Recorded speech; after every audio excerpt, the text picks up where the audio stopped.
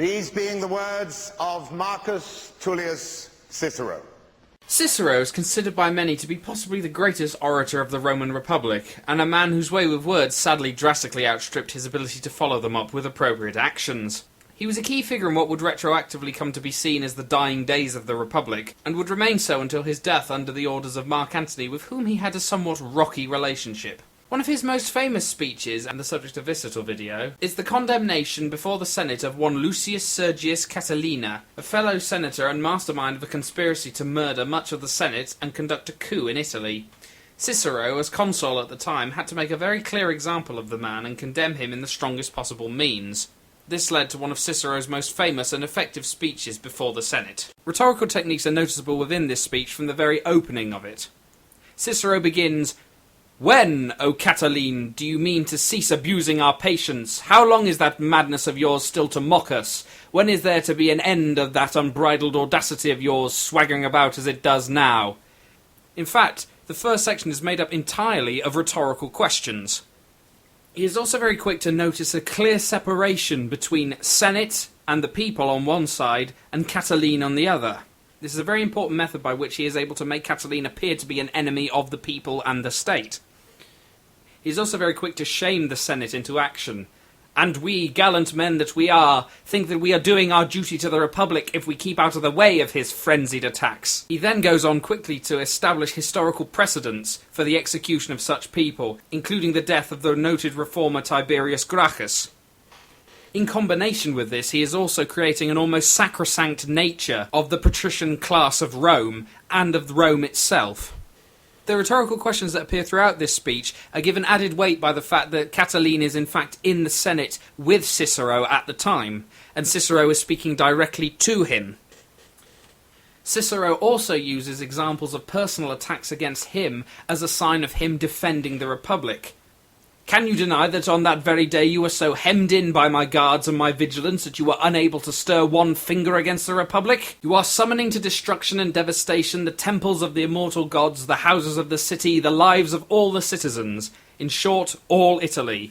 He is very clearly there using the established technique of the rule of three, and he is also using this technique to show that what Catiline is doing is offensive to both the people, the property, and the gods themselves. He is really trying to destroy Catiline on all fronts. He is saying he is against the gods, he is against the plebeians, and against the patricians. He also uses a technique for which he was very fond, called paralypsis, the technique of saying something by claiming you will not say it.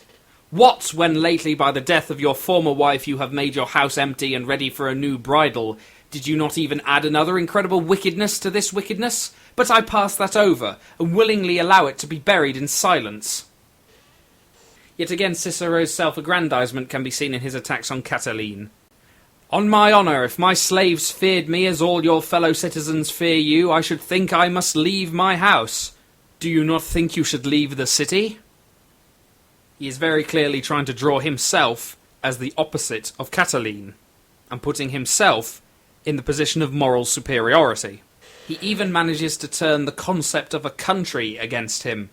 "Now your country, which is the common parent of us all, hates and fears you and has no other opinion of you, that you are a mediating parricide in her case, and will you neither feel awe of her authority, nor deference for her judgment, nor fear of her power." He goes on to greatly exaggerate the scale of Catiline's crimes. "There has now for many years been no crime committed but by you, no atrocity has taken place without you. You alone, unpunished and unquestioned, have murdered the citizens, have harassed and plundered their allies." He then very deftly and cleverly attempts to show that Catiline is in fact beyond saving at this point. "And yet, why am I speaking? That anything may change your purpose, that you may ever amend your life, that you may mediate flight or think of voluntary banishment." As Cicero's speech builds to a crescendo, he begins to self-aggrandize himself yet again. This is done through yet another use of rhetorical questions, this time asked to Cicero himself. "In truth, if my country, which is far dearer to me than life, if all Italy, if the whole Republic were to address me, 'Marcus Tullius, what are you doing? Will you permit that man to depart whom you have ascertained to be an enemy? What hinders you? Is it the custom of our ancestors? Do you fear odium with posterity? You are showing fine gratitude to the Roman people, which has raised you, a man known only by your actions, of no ancestral renown, through all the degrees of honour at so early an age to the very highest office. Essentially, as his speech nears its end, the entire purpose of it becomes apparent.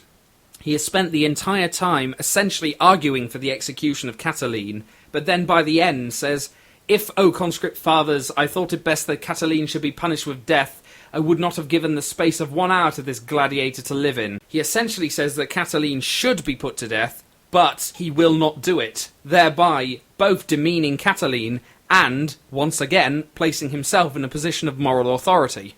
He also approaches it from a practical manner as well, essentially stating that by killing Catiline they will bring about a temporary peace but not deal with the real threat, a tactic often used in politics and rhetoric in order to strengthen one's own position. And in the very ending section of his speech, he turns both the gods and the founder of Rome against him. "Then do you, O Jupiter, who were consecrated by Romulus with the same auspices of this city, whom we rightly call the stay of this city and empire, repel this man and his companions from your altars and from the other temples, from the houses and walls of the city, from the lives and fortunes of all the citizens, and overwhelm all the enemies of good men, the foes of the Republic, the robbers of Italy, men bound together by a treaty, and infamous alliance of crimes, dead and alive, with eternal punishments." It is very clear why Cicero was seen as such a great speaker. He is clearly a master of rhetorical technique, as can be demonstrated in the entirety of this speech.